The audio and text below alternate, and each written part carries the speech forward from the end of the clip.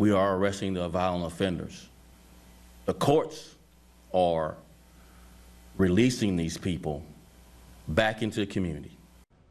Chicago's frustrated top cop once again blaming the courts after another violent weekend here in the city. 70 people were shot, 12 of them were killed in shootings across the city. And today the mayor was defending the policing strategy. ABC7 political reporter Craig Wall with more details on this. Craig. Judy and Rob, the police department with no plans to change their strategy at this point, despite the number of shootings and murders. The superintendent today defending his officers and what the department is doing. We are not obviously going to quit. We are dedicated and committed. After another weekend marred by shootings and murders, Chicago's top cop refusing to concede the police department's strategy is not working or that it needs to be changed. And what can Chicago police officers do? They can continue to be brave and courageous, committed and dedicated in arresting violent offenders. My question to you is, ask what the courts can do different.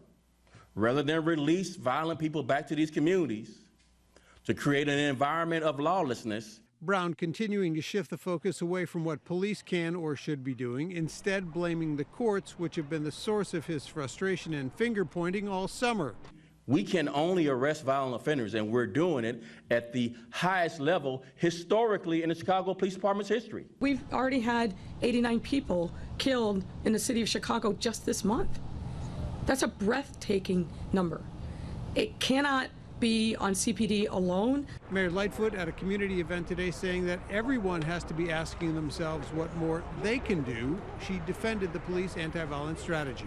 I believe that the plans and the deployments that they have in place have been effective, but the challenge is we're seeing an unprecedented level of violence here in our city that isn't abated since last year. I think people have given up to a very large degree on policing, and especially when it comes to policing that's going to be beneficial to them.